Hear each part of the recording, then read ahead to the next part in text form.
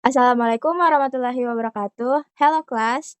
Today we will learn English with storytelling method with me, Miss Naila, and my partner. Miss Lydia. And for the student, there are Kayla Chai Ramadhani. Aisyah Sania Putri. And Karen Hapuk.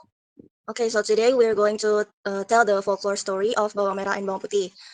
There are the characters here. The first one is Bawang Putih, Bawang Merah, old lady, and stepmother. Once upon a time, in a village, there was a lady who had two daughters. Their names were Bawang Merah and Bawang Putih. Bawang Putih's dad had passed away a long time ago, so she must live with her stepmother and stepsister. Bawang Merah and her mother always let her do whatever she wanted and never made her do any chores. They also treat Bawang Putih like a servant.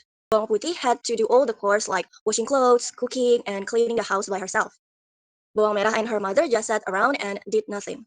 Whenever they wanted something, they would just tell Bawang Putih to get it for them. One day, Bawang Putih was doing her chores and washing clothes for her stepmother and stepsister.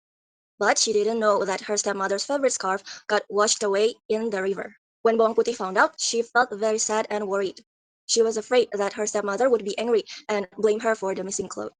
She thought that she might get punished or even get kicked out of her house. So she walked along the river and asked everyone she met, but no one had seen it. She kept walking until she reached a part of the river that flowed into a cave. She was surprised to find an old lady living inside the cave, and she asked the old lady about her stepmother's scarf.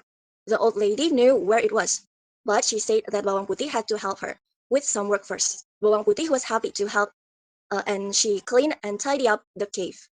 The old lady was very happy with her work. In the afternoon, Bawang Putih said goodbye to the old lady, and the old lady gave her back the missing cloth and also offered her 2 pumpkins as a reward for her help. One pumpkin was big and the other was small. Bawang Putih was not greedy and she chose the smaller pumpkin. When she returned home, her stepmother and sister were angry because she was late. Bawang Putih told them what happened and showed them the small pumpkin that the old lady had given her as a reward.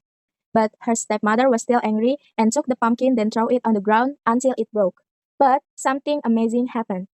Inside that, there was so many gold, diamonds, and precious gems. They were all very surprised. But because her stepmother and sister were very greedy, they're still angry with Bawang Putih for choosing the small pumpkin because if she chose the bigger pumpkin, they would have been more. Bawang Merah saw how Bawang Putih found a pumpkin with gold and jewels, so she wants to try it too. She made her stepmother's clothes disappear and went to the river asking people if they saw it. She finally got to the cave where the old lady lived.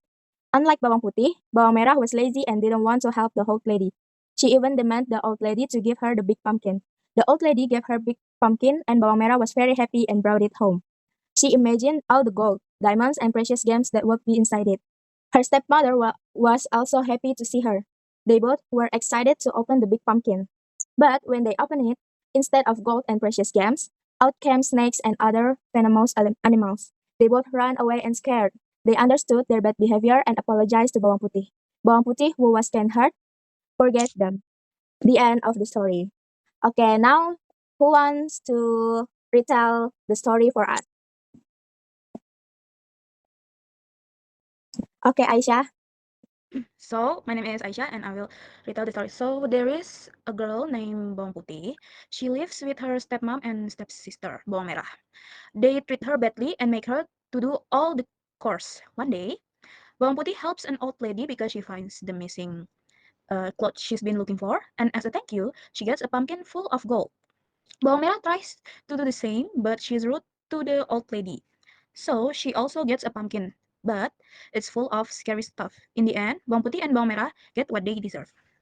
That's from me. Okay, thank you, Aisyah. That's a good job.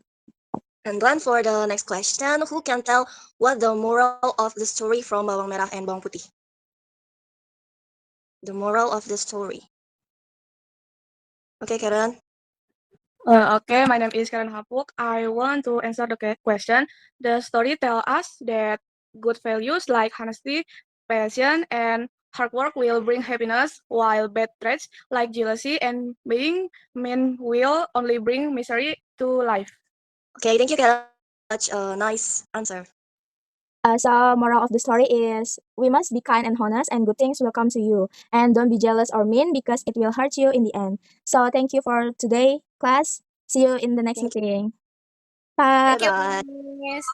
Thank you.